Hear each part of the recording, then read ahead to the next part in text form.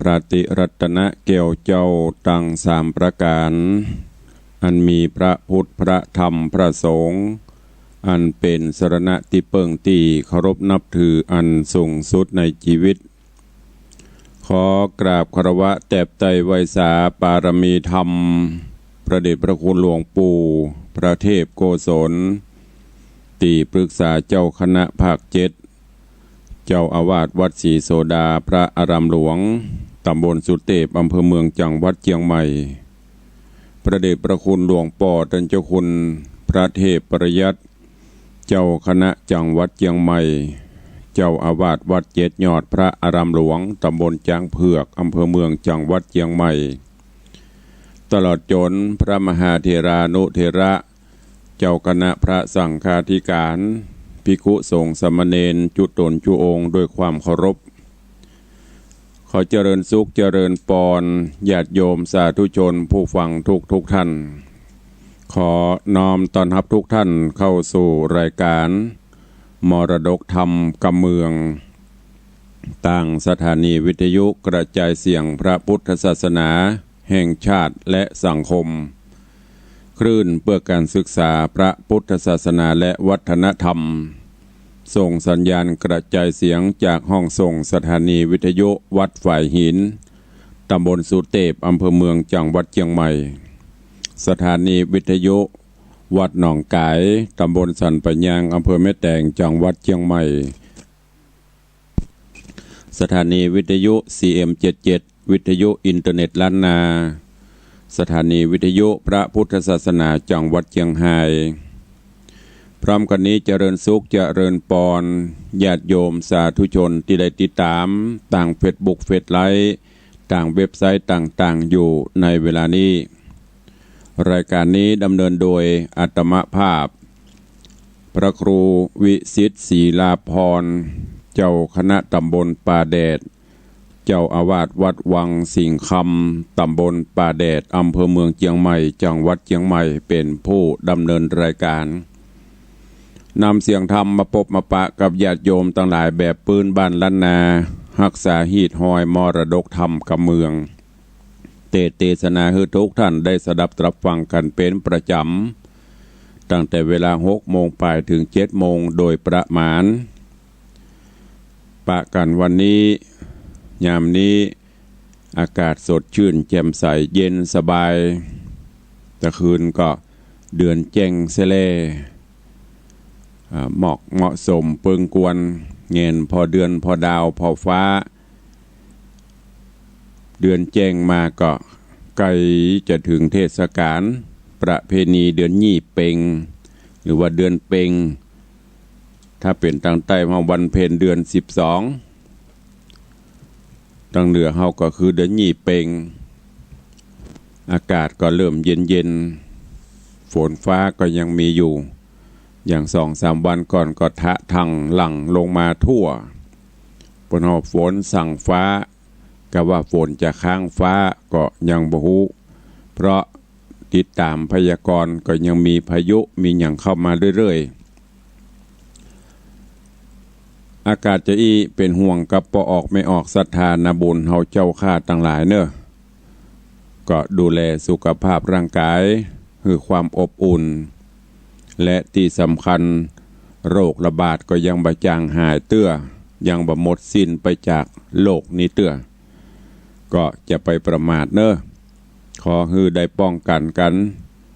ใส่สวมใส่หน้ากากล้างมือดูแลสุขภาพเว้นระยะห่างกันอยู่เพราะว่าตอนนี้ติดตามข่าวสารก็ยังมีอยู่เรื่อยๆถึงแม้นมันจะบ่หนักแต่ว่าเราก็ต้องป้องกันต่างๆประเทศก็ยังระบาดหนักอยู่ด้วยความเป็นห่วงจากต่างรายการเนอะกำเดียวเราก็ยกยอดไปอู้ไปจ้ากันใต้รายการเนาะเบื้องต้นเบื้องแรกหัวตีก็ฟังน้ำฟังธรรมกันตอนนี้หลายท่านก็คงจะตื่นนอนทำกิจทำการต่างๆนึ่งข้าวเป่าไฟหุงหาอาหารหรือบางท่านก็อาจจะปุ่นอยู่ตามกาดตามลี ทำมาค้าขายประกอบอาชีพแต่ละท่านแต่ละคน ก็ขอให้วันนี้เป็นวันแห่งความสุขทั้งสุขกายและสุขใจของทุกท่านดำเนินกิจการใดก็ขอให้สำเร็จผล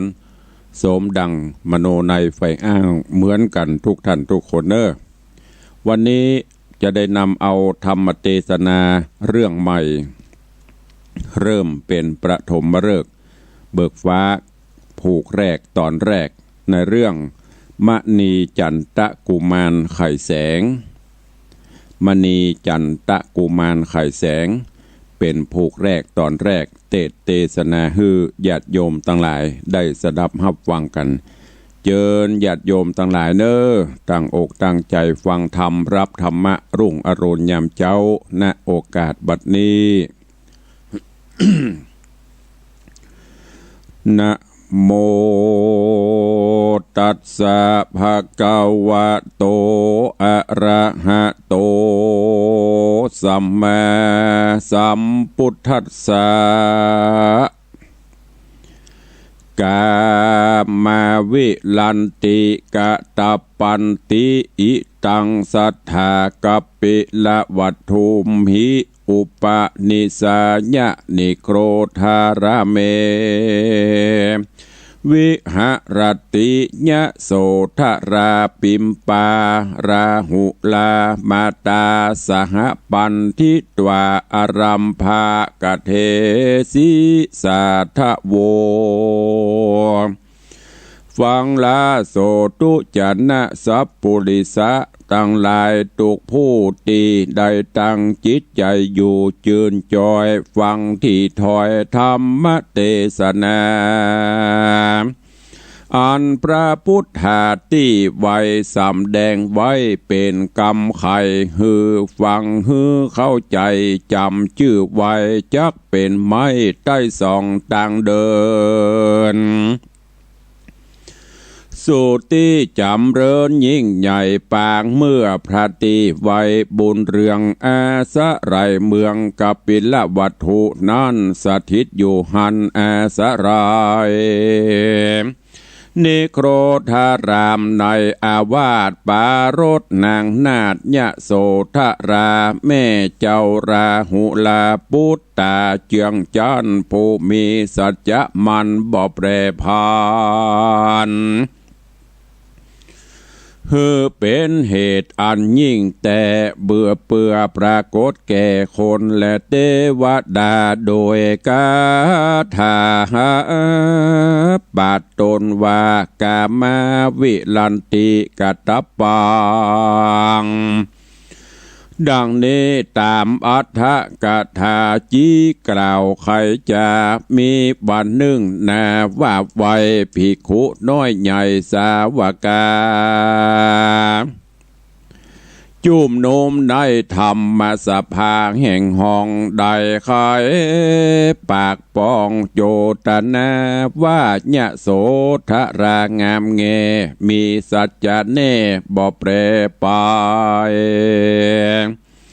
ย้อนป่าลามิตรในปางก่อนนางสร้างบ่ย่อนโดยตนกับพระทัสสะปนพันเผา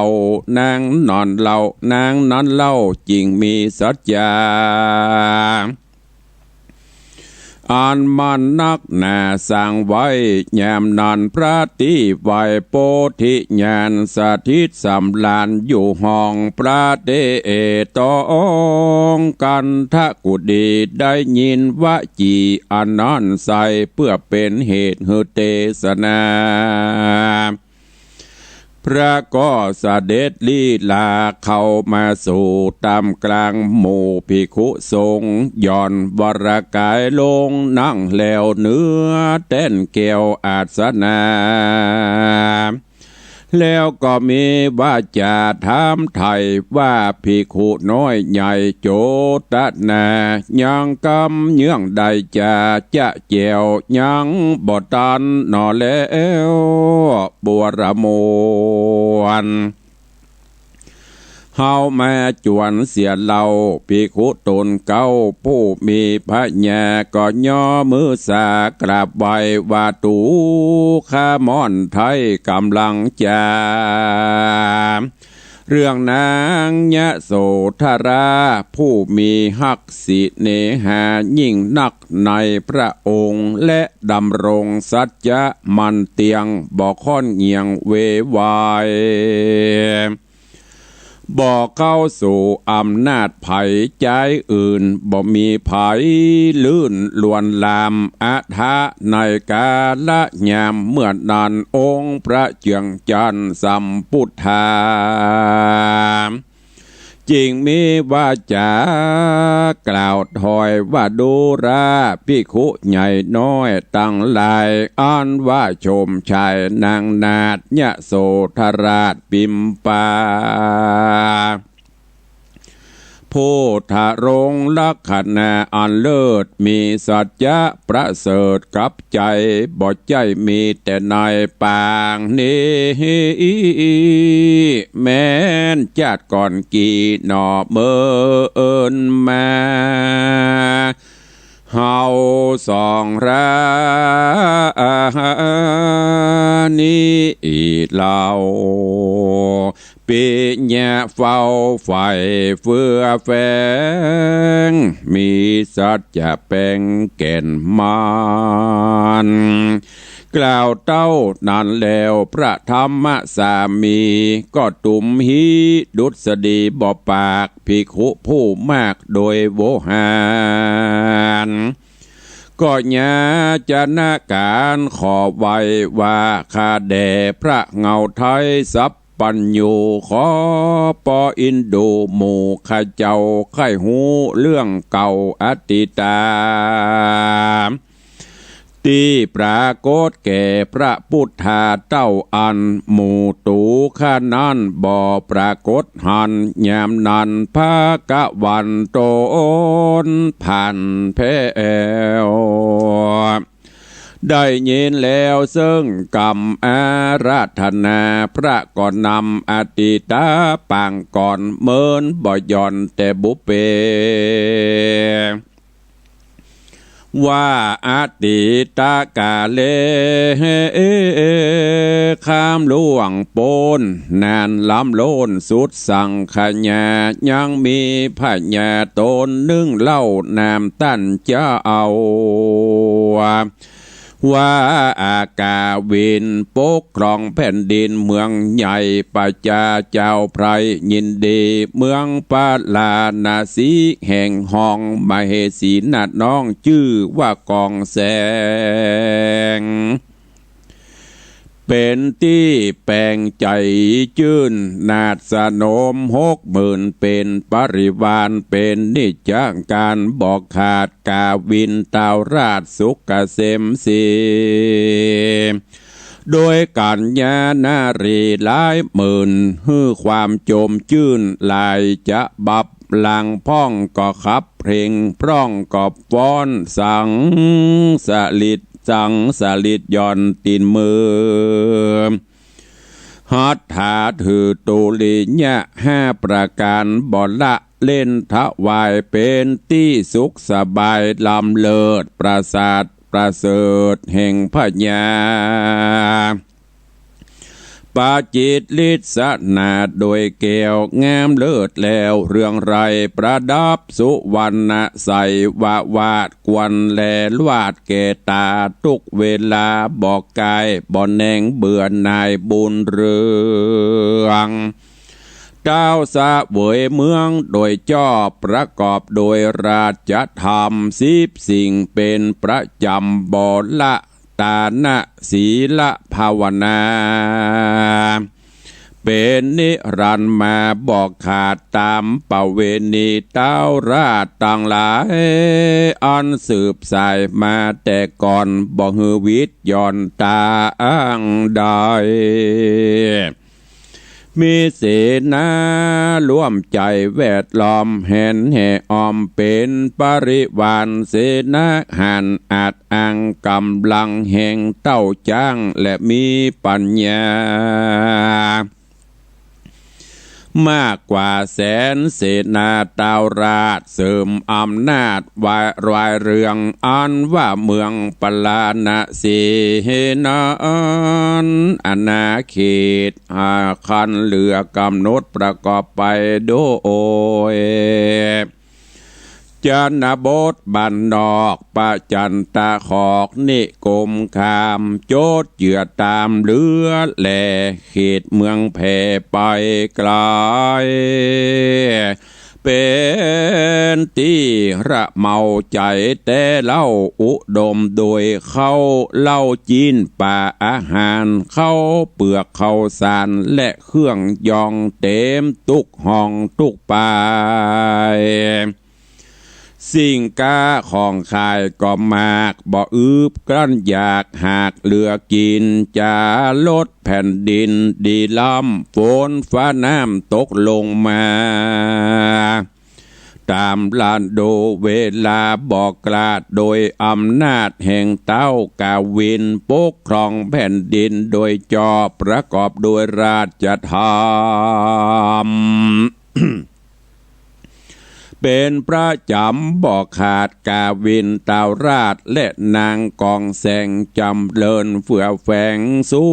กยิ่งวันเวลาลิงไหลไปเมินเหลือจะหายแต่เราเต้าบ่มีลูกเต้ายิ่งใจไว้สืบเชื้อสายป้ายนาเสนาไพร่ฟ้าประชาชนทุกแห่งหนในนักราชมีเสนา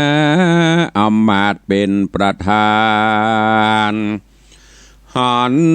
บ่เป็นการอันยิงเขาก็จริงนัดกันมาสู่ยังหงหลวงพญาแห่งหันผู้เป็นหัวหน้านั้นก็มากล่าวจาขายจากเนียสันใดปีน้อ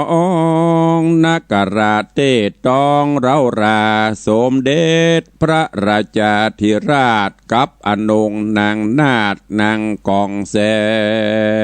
งอันเป็นที่แปลงห่มเกลาแห่งเฮาข้าเจ้าตั้งหลายบ่มีลูกยิงใจไว้สืบเชื้อกาลละเมื่อเมินนานไปนาการะเวียงใจนิดเล่าก็จักเป็นเมืองเป่าสาทานแก่อันตะผ่านเมืองอื่นหันจักบ่จืนใจเฮาแล้วเขาก็เอาการเตียวไต่เข้าไปกราบไหว้ต้นสานายขวงหลวงพญาแต่ยามเจ้าหลายอดเอาไต่เตียวจรเถิงหน้าป่องเบ่งจรตาวราชห้องเสียงดังขนาดออกเป็นกำจะยันตุภวังว่าอันว่าสามตังนั้นแล้วอยู่สันดีพระจอมธานีหนอเต้าได้ยินคำกล่าวต่างหลายเต้าก็พันภายเตียวตองไขสีหะปองเบงจรหานโคนสะหลอนหลายหลากเต้าก็ออกปากจาไขว่าดูกราไพร่ฟ้าทุกทวนแน่ปากันมาเป็นอันนักแน่สันนีอุคลุกมีนันเนืองหรือว่าเฮาสะเวยเมืองบ่จอบพิษระบอบประเวณีแห่งพญาตนดีในปางก่อนหมู่ด้านจริงเดือดห้อนเดินขบวนมาเมื่อนานเสนาอำมาตย์จริงอภิวาทกราบทูลสาว่าข้าแด่ป่อพญาราชาพันเผ่าองค์พระเป็นเจ้าสะเวยเมืองก็เป็นที่รุ่งเรืองแ แต่เล่าเปิงใจหมู่ข้าเจ้าเมืองตี้หมู่ข้าเครื่องใจนั่นเกิดพระเจียงจันทร์บ่มีบุตร สืบนากะราเมืองมิ่งแม่นบุญคอนลิงมดเสียงไปพระจอมใจสู่ฟากฟ้าหมู่ตูข้าเจ้าประจาจากได้ไผ่มาโปกครอบเกล่าหมู่ตูข้าจริงเข้ามาหาเปื่ออาราธนาพระบาทเฮือสองดาวราชพาธนาเฮือได้โบตีโบตาลูกเต่าไว้สืบเชื้อเจ้าราชวงศาเปไว้เป็นตีเปิ้งป่าผู้ขาต่อไปนาบอกไกลกลากาวินพระญาโตนผ่านเพวได้สดับแล้วยังกำจาจริงมีกะทาไขกล่าวถอยว่าดีบ่น้อยเรื่องกำเคืองเฮาจักหือนางเมืองและนางนาฏสนมตั้งมโนมาตพาธนาเฮือได้บุตรีบุตตาผู้พาเสดบุญมีลำเลิศเกิดขึ้นมาแล้วก็ฮือเสนาอำมาตย์ปัจจนราชตั้งหลาย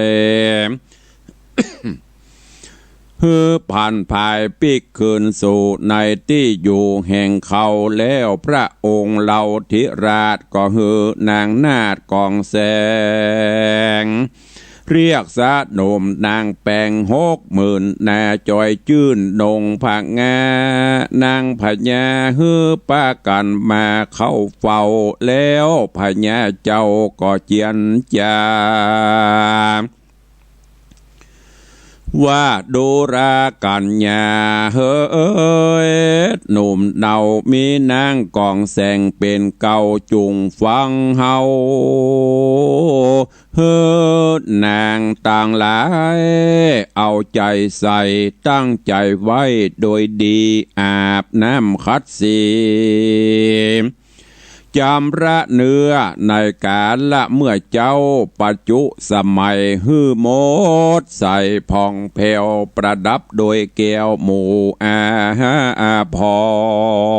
รสะอาดบวรโดยผ้าเสื้อผิวผ่องเนื้ออลังการฮือสะมาตานเอาสินหาทุกทวนแนหมู่กัญญาเฮือผุยผายบุผ่าดอกไม้และเข้าตอกหมู่ลาจาปูจาเทวดาอาฮักเขตแล้วฮือตั้งจิตเจตพาธนาฮือได้บุตรีบุตตาลูกแก้วฮือมาเกิดกับเจ้าปฏิสนแม่นนางคนใดได้ลูกเฮาจักปกปลูกฮือเป็นดีเกิดเป็นมะเหสียศใหญ่หมู่นางก็กราบไหว้สรรเสริญปีตินักหนาบังเกิดหวังได้ลูกประเสริฐกับตนแล้วทุกคนทุกผู้ก็กลับคืนสู่ตีอาสะลายปลายลุนต่อไปจากหันนางตั้งหลายเหล่านั้นก็สมาทานเอาศีล5ประการเป็นก็เอาแง่เมื่อเจ้าก่อนสุริญาชายเข้าตอกผุยผาดอกไม้นบน้อมไว้ปูจายังเทวดาโดนเลิศพาท่านนาลูกพาเสดจูโดนนางปันว่าจอมพางเตวิใหญ่เป็นที่หักใครแก่นางตั้งหลาย เป็นที่โผดภายแก่เต่าราชเพราะมีกองวัดบ่ขาดกับพญาประกอบโดยชมสรีลาเหล่าเลิศผิวพรรณประเสริฐดังสุวรรณาอาการกิริยาเตียวต้องเป็นที่หนาวหนองหัวใจฟู่จ๋าปราศไลก็ม่วนเล่งเรียบล้วนกล่อมกลมเหลาเป็นที่ระเมาใจจืนนางลุกขืนจำระกายก่อนสุริยะชายส่องฟ้านางนุ่งเสื้อผ้าไล่ลาตาจวนจันกันทาหอมหื่นยกมือขึ้นตั้งเหนือหัวเจ็บเยี่ยมตัวกราบใบผายเข้าตอกดอกไม้ปูโอโหจายังเทวดาดังใจแขวดตัวติสะตังแปดทุกแขวงโคงแล้วสมาตานองค์ศีลหาตังสัจจะว่าสุนันตุเทวาดูราเทวดาทุกผู้จุงฟังกำฟู่แห่งเราราแม้นว่าศีลสิกขาแห่งคานี้บริสุทธิ์เต็มที่สีใสขอเทวดาในฝากฟ้าจูงภายโพดคาพอเล็งหันฮือลูกใจอันประเสริฐมาบังเกิดในกัปพา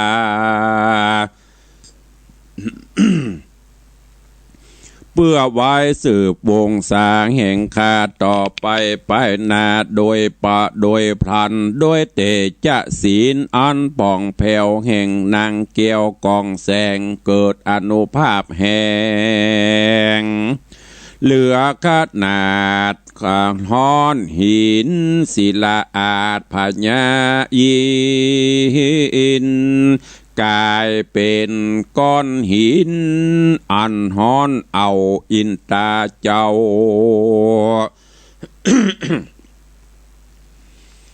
อินตาเจ้าฟ้าคุณสะวันเล่งติบหันนะเล่งติปเนตหันโลกห้องภัยยังคองพาธนาแหงก็เล่งหันนางกองแสงอาการาชก็มีกรรมมุ่งมาดพาธนาใครได้บุตรตาผู้พาเสดเฮอบังเกิดในกับพาคุณอินตาเจ้าฟ้าก็ภายแผ่นาเลงหาเทพบุตรตาในเทวโลกตนจักวิโยกจากสวรรค์ก็เลงหันยังโปธิสัตว์เจ้ามีผิวมองเศร้าจากดีลาจักดีลาจากตาวะติงสาจันฟ้าสู่แหล่งลาธาลนินพญาอินจอมเจียงเจ้าก็เสด็จเข้าไปหาแล้วก็มีวาจาอาราธนาว่านิมนต์ไปเอาญาติปฏิโสน ในเมืองคนเขตห้องไปเข้าสู่ต้องนางกองแสงอันเป็นเมียแปงกาวินเต้าราชบ่เฮือขาดยังป่าละมีในเมืองปลานาสีแห่งนั้นเมื่อนั้นโปธิสัตตาก็ฮับนิมนต์อินตาเจ้าฟ้าว่าเตวะคาแดคุณอินคาจักเมื่อสู่เมืองดินตามกำว่าต้านยันละคาฮื้อมองได้ปางเมื่อเมตุกลายบังเกิดเต้าผู้เลิศพญาอิน หูว่าโปติสัตว์ลงเมืองดินลุ่มฟ้าเต้าก็จริงเหาะกว่าลงมานำรัตนาคือดวงแก้วสองลูกนั้นแล้วเปลวพราน เมฆบานนาเขียวหันดังเมฆเป็นลูกเอกเลิศโลกากำลงมาสู่โลกไตแย้มเมื่อจักไกลปัจจุสมัยวางแก้วลงในฝ่ามือนางนาฏอินตาธิราชไขจาวัดดูลานางงามผ่องแผ้วจุงกำเอาแก้วหืดดีแล้วพระญาอินเกาะนี้หายจากตัดที่นันพรากเมื่อสะวันแย้มเมื่อนางหันยังแก้วสองลูกนั้นแล้วเมื่อใดโปติสัตว์ก็เข้าไปสู่ท้องแม่ในกาละนันแต่ดิลีเมื่อนางเทวีตื่นแล้วก็หันยังแก้วอยู่ในมือเบื้องขวาถือไว้มันรายตีนั่นคืนรุ่งเรืองแม่นางผาญาอนงนาฏจำระโตนสะอาดแล้วก็ลีลาไปไว้พญาจอมเงาไขบอกเล่ายังเกี่ยวรัตนาตังสุตวาลาจาจอมเจื้องได้ยินเยื่องอันสะจันใจจอมพระไทยหนอดเต้าก็โจมชื่นเย้ายินดีจิงใครว่าจีกล่าวถอยว่าดูราน้องอ่องน้อยนางจุงหักษายังขับผ่าต้องแห่งนางน้องเนาก็ย่ออันจุลีว่าสาตุดีแต่เล่าข้าจักเฝ้าพอหักษานับแต่วันนั้นมาเป็นเก้านางก็เฝ้าถนอมดีบ่ฮือรากีมาต้องตำป้าต้องฟอนเฟือนจนแผ่ว10 เดือนครบแล้วก็พาสูตรลูกแก้วโอลาสาเป็นกุมาลางามสะอาดผิวพรรณพิลาศลักษณะดี ตาเขียวดังมะนีลูกแก้วมีก้าเลิศแล้วอนักขาเมื่อนางพญาเกิดลูกเต่าได้เดือนหนึ่งเราเป็นประมาณส่วนว่าพระภูบาลตนป้อมีเปียที่ก่อเป็นลายเสียงชีวิตตายจากโลกลาสู่ฟากฟ้าสกาลอยสะโนมนั่งในแห่งเจ้าทุกโศกเศร้าเวทนาห้องให้กลิ้งไปมาในภาษาท16,000 นาฏสะโนมนางร่ำบอนครางมีกองนั้นตัวตองเวใจกล่าวรำไรโศกซอยเจ้าเมืองใหญ่น้อยหมู่เศษนาต่างโตมานัดสาตุกผู้บ่อาจอดอยู่ใดสักคนปางเมื่อพระจอมปนตาวราชมรณะจากเจียนจ่าเต้าตัวพระนกตัวพระนครเมืองใหญ่ร้องรำไห้ตั้งมดเป็นที่กำสดแต่เราหนุ่มแก่เท่าลิงลามให้แต่ยามเมื่อเจ้าเทิงกินเขายามตอนแผ่วยามนอนบ่อนวิ่งตุกคอนคิงเวทนาเฮาอนาถาขาดไรนับแต่นี้จักใดภายใน มาเป็นตุงใจตีเปิ้งหือได้สักเกิงเต้ากาวินตัวแผ่นดินแหล่งละอาลองให้สว่าเหลือแรงนางกองแสงเตวีเก้าว่าพระเป็นเจ้าจอมหัวเหลือแต่ตัวละไว้พระนอไทยบุญเรืองละยังเมืองและปราศาสตร์ละสะโนมนาดหมู่นางเมืองปอยบ่อะไรขิงห่อยมาละโลโอกน้อยยังบ่หูกำจาละคงอันนาปังเป่าไผจักมาเป็นเจ้าปกครองเมื่อความเศร้ามองหายห่างเสนาต่างเจ้าจุมมาปะสุมพร้อมนาฮือสลามูวัดกีมีสีมือดีตกแต่งสะอางปราสาทงามสว่างใส่ลงคำประดับนานำหลายหลากแล้วก็เลิกซากส่งสาการปลายนอกสาธารเมืองใหญ่โดยกองไฟไม่เอาเผาตามปิ่นเตาบ่พลาดแล้วเสนาอมาตย์จุมหมู่อาจารย์กะตามเศรษฐิการมังกะละใหญ่ห้างดอกไม้แต่งใบสี โดนขวัญเทวีและนางนาฏปั่นปอนอาจลือใจฮื้อจำเลินไปนาสุกอยู่จ้านิรันดรอยู่กับพระนครเมืองใหญ่เป็นที่เปิ้งไพรหมู่เจ้าเมืองนางบุญเรืองจอมเงาฮับแล้วเล่าเครื่องตูนขวัญทัดนั่นหลายวาน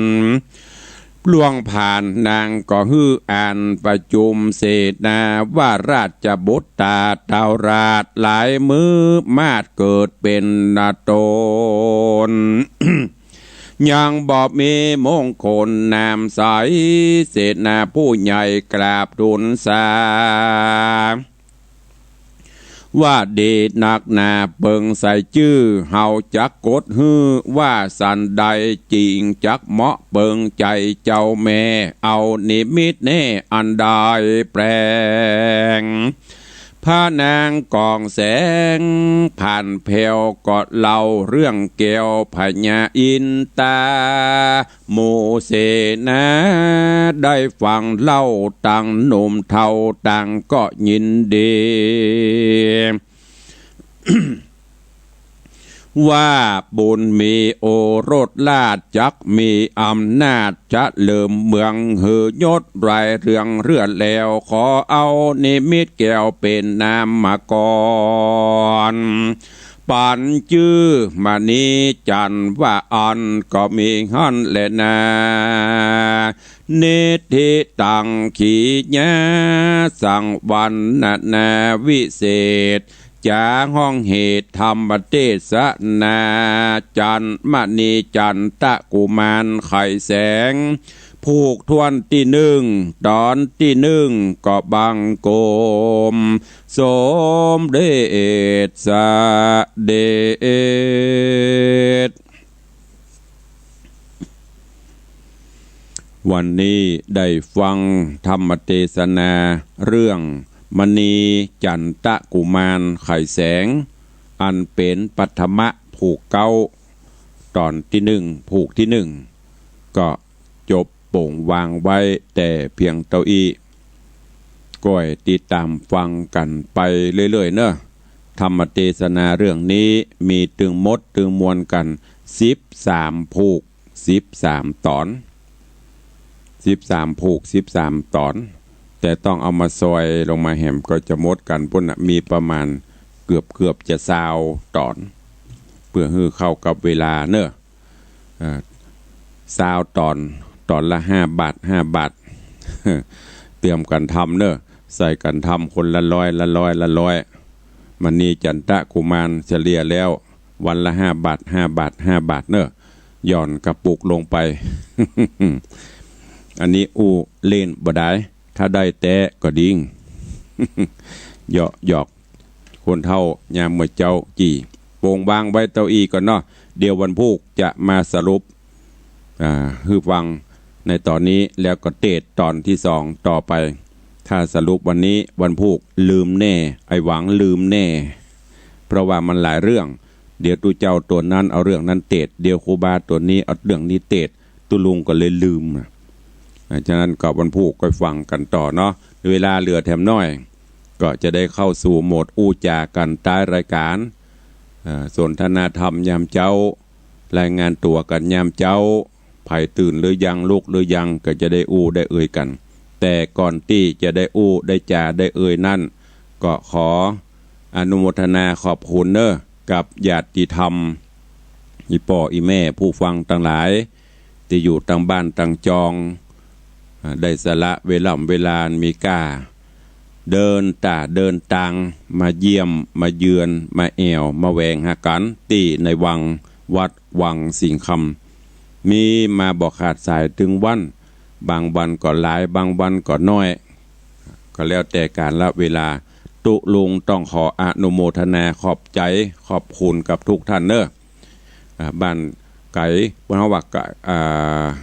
ไก่ถนนโหนทางไก่แต่ใกล้ใจมาโดยไม่มีปัญหาอุปสรรคโดยบุญบารมีสละเวลามาแอวหากันแล้วก็ท่านที่จะมาแอวมาแหวงมาทำบุญก็มาได้ทุกเวลาไม่จำเป็นต้องมารอปะตุลุงเนอะไม่ต้องวันนัดหมายรอเพราะศาสนกิจภารกิจแต่ละท่านแต่ละคนก็มีไม่ใช่ว่าจะต้องมารอปะรอปบญาติโยมศรัทธาอันไผ่อย่างมาเจ้าจีเนี่ยฮัลโหลโอ้ยเอาว่าจะได้เจ้า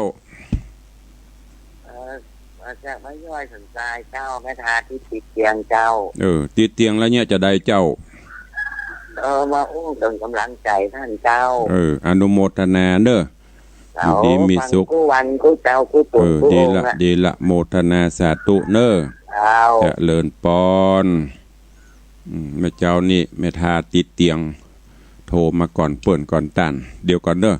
ฟังโทรเถอะเนอะเดี๋ยวตุลุงจะเปิดหน้าใหม่เดี๋ยวรอสักกัมเนาะกำลังอารัมมาบทเดี๋ยวมันกระขาดตอนลืมไปละตะกี้อูตึงไหนลืมไปละเพราะมันไม่มีสคริปต์ถ้าตะแลดมันละลืมไปละการโทรศัพท์หาตู้เจ้าก็เหมือนกันเนอะตะกี้ก็ได้ยินท่านเจ้าอาจารย์พระครูอภิวัฒนวิกรมก็บอกไปหรือครูบาอาจารย์ทุกรูปอีป้ออีแม่ป้ออุ้ยแม่ป้าญาติธรรมเวลาโทรหาตู้เจ้าพนายเนอะเวลาเปิ้นบ่ได้รับสายจะไปโคดจะไปงอนไม่ใช่ว่ากูหอมน้อยกล้าบ่รับสายไม่ใช่เหมือนตะบ้ามันซืนเนี่ยแม่ขันเกี้ยวยิงพนมโทรหาตุลุงบ่ได้รับโจมบันโทรหากับบ่รับก็อีแม่เหยก็ยังหูเพราะว่าไม่ใช่ว่าจะมารอรับการโทรศัพท์จากญาติโยมเนาะแต่ละคนก็มีภารกิจถ้าโทรมาแล้วเปิ้นบ่รับสายเตื้อหรือบ่ได้รับสายนั่นแสดงว่าเปิ้นมีภารกิจแจ้งให้ทุกท่านเนอะบอกว่าจะเป็นญาติธรรมญาติโยมแฟนครับไผ่ก็ตามโทรไปแล้วเปิ้นบ่ได้รับนั่นแสดงว่า1อยู่ในงาน 2กำลังสวดเยี่ยวจะมาโจกโทรศัพท์ออกมารับก็ดูบ่เปิงไม่เหมาะสมโดยประการทั้งปวงโทรแล้วมันไม่ได้รับก็แสดงว่าหูได้จับหูด้วยตนเลยว่าเปิ้นบ่ว่างก็ค่อยโทรวันใหม่ไม่ใช่ว่าอันโทรแล้วก็เปิ้นบ่ได้รับสายน้อยใจเฮาบ่ได้หอมตางกะเปิ้นบ่รับนี่ไม่ใช่นิสัยตุลุงในวังเนอะไม่มีหอมก็ได้บ่หอมก็ได้ไม่ได้บังคับใครๆใดๆทั้งสิ้นแต่เวลาจะโทรมาเนี่ยก็คือดูตัวบางครั้งเวลา11 โมงป่ายก้ายเปิ้นกำลังฉันก้ายเกี๊ยวแค่หมูควับมีตู้เจ้าตัวหนึ่งหรอโยมโทรมาเปิ้นกำลังฉันเสียตุลุงเปิดฮับสายแล้วก็เกี๊ยวแค่หมูควับเขาใส่เนี่ยน่าจะแสดงว่าเปิ้นกำลังฉันเข้าเพราะนั้น อีป้ออีแม่ก็ต้องทำใจเนอะเวลาโทรหาทุเจ้าจะไปน้อยอกมองใจเวลาเปิ้นบ่ได้รับก็แสดงว่าเปิ้นมีศาสนกิจเนอะก็ฝากไว้ตัวเองแล้วก็ขออนุโมทนาเนอะอีป้ออีแม่ญาติธรรมที่ได้ร่วมกันก็ช่วงนี้ก็วันนี้วันที่29 30 31ก็เป็นวันเดือนยี่เปงละวันที่1ตั้งแต่วันพุธไปก็คงจะมีละเริ่มปล่อยกระทงลอยกระทงปูชาอย่างกันที่วัดวังสิงคำตุลุงก็ได้ประกาศเชิญชวนญาติโยมเฮา ร่วมเป็นเจ้าภาพถวายโคมปูชาพุทธคุณธรรมคุณสังฆคุณถวายปูชาป่อพญามังรายมหาราชถวายท่านครูบาเจ้าศีลธรรมศรีวิจัยตลอดจนหลวงพ่อพระเจ้าตันใจสิ่งศักดิ์สิทธิ์ทั้งหลายในโอกาสเทศกาลประเวณีเดือนยี่เนอะโกมปูชาเตื้อเดียวได้3 งานอย่างที่ตุลุงบอกไปปีนี้ทำใหม่หมดทั้งที่แขวนโกมทั้งหลอดไฟทั้งโคมไฟบ่ได้เอาของเก่ามานะเพราะของเก่าก็ใจบ่ได้ญาติโยมเขียนชื่อใส่หมด ก็เอาใจประดับต่างอื่นท่านผู้ใดมีเจตนาศรัทธาใครร่วมบุญกุศลสร้างบารมีธรรมสว่างสวัยโชติช่วงชัชวาลส่องตางส่องสวรรค์จันฟ้าก็เจริญปอนเจิญได้เนอะตามเจตนาศรัทธาโกมปูชาแก่นละ99 บาทอย่างตะกี้อีแม่ก็ละปูนเพื่อขายโกมแก่น100ก่อนตะก็แก่น99 บาทถ้าเขาว่าจะว่าแปลงเขาก็ไปซื้อบ้านเขาไปแขวนแล้วก็ได้มีปัญหาเพราะว่าอย่างละปูนวัดหลวงละปูนปีหนึ่ง เขาจะไปพอก็แก่น99 บาทก้าไฟฟ้าเปิ้นนี่แต่ละคืนโยมลองนึกพอไฟแสนหลอดแล้วที่อื่นมานับนะเฉพาะโกมถึงแม้นมีโกมแขวนเปิ้นกับเปิด คืนหุ่งก้าไฟเดือนนึงเป็นแสนพุ่นนะไม่ใช่เป็นปันเฮาเสี่ยงปัน2 ปัน100 200เดือดร้อนนะแต่เฮาเปิ้นเนี่ยเดือนนึงบ่โทเป็นแสนพุ่นอันนี้เปิ้นก็เอาหมู่เนี้ย ที่เฮาให้เฮาหอมเหมือนที่วัดวังสิงคำนี่ก็เหมือนกันส่วนเหลือส่วนต่างก็เป็นการน้ำกับไฟวัดเป็นการทำบุญทำนุบำรุงวัดเนอะก็ฝากไว้กับญาติโยมทั้งหลายขออนุโมทนาบุญกับโยมแม่อ่อนประวีบุญเกิดโยมแม่อำนวยทโกนกิจโยมแม่คำอวนทโกนกิจอันนี้ก็ร่วมเป็นเจ้าภาพโกมท่านละ1 ลูกแล้วก็แผ่นทองคำเปลี่ยวปิดพระเจ้าแถม20 แผ่นโยมแม่หอมปิ่นทองสิริมังคลาจารย์ในเวียงเจียงใหม่ปูจาโกม5 แก่นแล้วก็แผ่นทองแหม50 แผ่นนี่ก็ขอบคุณด้วยเนอะตั้งแต่เริ่มเก้ามาก็มีโยมปีไอธนวัฒน์โยมปีทัศพิชาสุสิงคำมหาอุบาสกอุบาสิกาอุปถัมภ์วัดวังสิงคำปูจาเต้ากูลป่อจำนวน21 ลูก21 แก่นแล้วก็มีโยมธีรวุฒิมากเมืองหรือน้องเบลเพิ่มเติมเป็นถึงหมดถึงเก่าถึงใหม่4 ลูก4 แก่นแม่อ้วยมอนจันทร์คำแสงบุญ2 แก่นแม่สุภัทรเอี่ยมเจริญ1 แก่นป่อวิชัยเอี่ยมเจริญ1 แก่นป่อประพันธ์เอี่ยมเจริญ1 แก่นแม่จันตาคำจีนะ1 แก่นแม่บุญพินอ่ำโคตร2 แก่นป่อหลวงวิเชียนแม่หลวงล่าซวยชุมพูป้อ2 แก่นแม่ขวัญเมืองแห่ล้อม2 แก่นแม่ประณีพยัคฆ์ไคหาพล3 แก่นแม่สมบูรณ์ทิพฐา1 แก่นแม่ดารุณีรัชดา2 แก่นแม่ลำพันธ์เตจเขต1 แก่นโยมชาตีโกกระทำ1 แก่นนางสาวสุชาเตชเขต1 แก่นแม่จันทิพย์คำมูล2 แก่นแม่บุญเลื่อนสว่างวัน1 แก่นโยมบรรเย็นพันอากาศ1 แก่นโยมเตือนใจสีชาวนา1 แก่นโยมพัฒนานันมโนเตน1 แก่นโยมนางเกียรติจำนง1 แก่นแม่สีพันธ์สีที่วง2 แก่นโยมจันสีปวงคำ1 แก่นแม่จันใจน้อยล้านตอง2 แก่นแม่เรือนคำจันทกุล1 แก่นแม่วันดีชัยแสนชัยวัง1 แก่นแม่บุญทิวาโจตินุชิตปะเป้านอก2 แก่นแม่จันตาคำจินะเหล่าประฝาง1 แก่นพ่อขาวแม่คำสุกชุ่มพระวงศ์อุโมงค์ละปูน1 แก่นแม่จันสีปวงคำ1 แก่นแม่เรือนมูลปิยจันทร์3 แก่นแม่จันดีวิสุทธินันท์5 แก่นนางสาววชิราพรชมพูป้อ1 แก่นป พ่อนรินทร์แม่กันนิกาจันเงิน2 แก่นแผ่นทองแหม50 แผ่นแม่นงยาวกุลเมืองใจ1 แก่นป้ออินกวนกุลเมืองใจ1 แก่นโยมเดือนเพ็ญยอดเมือง1 แก่นนางสาววริยายอดเมือง1 แก่นนางสาววรารียอดเมือง1 แก่นอันนี้ก็แล้วก็มีโยมแดงร้านรักสัตว์3 แก่นก็อนุโมทนาขอบคุณด้วยเนอะเหลือเวลาแถมบักกี่นาทีเนอะเอาละตุลงก็จะเปิดหน้าไมค์อูจากับญาติโยมศรัทธาใครฟังอยู่ที่ไหนตั้งใดส่งสัญญาณแจ้งเข้ามาเด้อสัญญาณเป็นยังไงที่ไหนหนาวพ่องชัดเจนดีไผตึงเต้าบัตันไผตึงเต้าไอเบียวความเร็วถ้าเป็นโทรศัพท์นี่รุ่นปุ่นอันโทรศัพท์นี่ประมาณอย่างกับเด่นนี่มันมีรุ่นอะไรเนี่ยหอยเบียนนี่ไปไกลเจริญปอนวันนี้ฟังตู้ลุงต้องรอตู้ลุงเปิดสายก่อนจะโทรได้เนาะการเปิดแล้วเสียแชมป์แล้วแม่อุ้ยโทรตะกี้แล้วบอกเป็นยาครับเพราะว่าผมต้องรอข้อกฎกติกาที่ตู้ลุงอันนี้ก่อนต้องรอตู้ลุงจบเปิดสายหน้าไม้สาธุเยี่ยมสาธุอนุโมทนานี่ปฏิบัติตามกฎลดอุบัติเหตุเบียวปฏิบัติล้อมากองเปิดป๊บในภายบัตรละเบียวของแชมป์อนุโมทนาบุญตัวเนอะอันเนี้ยญาติโยมทั้งหลายตานอกไม่เห็นแต่ตาในเด่นสว่างสดใสซาบซ่าแผ่ขจรไปถึงแม้นเปิ่นหาเจ้ากินค่ำใจวิชาปัญญาที่มีอยู่แต่ดวงตาหันธรรมน้อมนำบุญกุศลทำไปเดี๋ยวพี่อันธนวัฒน์เดี๋ยวไอเบียวเปิ้นจะฝากพี่ธนวัฒน์มาลงธนวัฒน์แต่ก็ไปดีอินดูเปิ้นแต่ก็เปิ้นอยากจะทำบุญนะเงินที่หามาได้โดยหยาดเหงื่อแรงงานแรงกายโดยความซื่อสัตย์สุจริตก็ยกใส่เก้าใส่หัวอธิษฐานจิตเอาใครจะต่อแหมมีกาไอเบียวคนเดียวแต่กาแฟนคลับตุลุงคนอื่นตึ้งมีแล้วกะ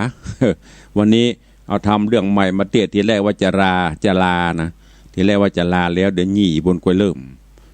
ก็กึดไปกึดมาก็พอมีเวลาก็เงียบไปทำไปถามว่าเหนื่อยไหมก็เหนื่อยนะอย่างที่ท่านอาจารย์พระครูอภิวัตรบอกว่าทุกท่านมีภารกิจเหมือนกันหมดเจริญปอนแม่ขวัญเมืองเจริญปอนวันนี้ได้มาเทศทางนี้บ้างไหมคะไม่ได้ไปเทศเลยแม่เขาไม่ให้ไปกินเสียงบดีห้องเพลงบะม่วนเห็นว่าพระสิงห์มีพระสิงห์ก็มีแล้วก็เห็นว่าหมูบุญก็มี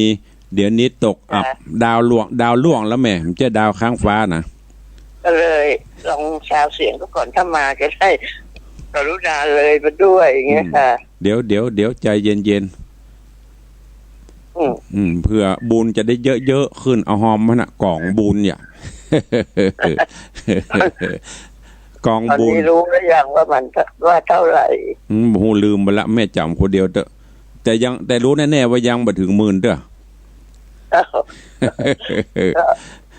อันนี้ก็เตรียมชื่อเลขไปเรียบร้อยแล้ว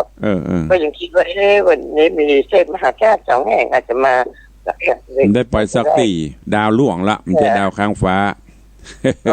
ไม่ล่วงหรอกค้างอยู่ข้างบน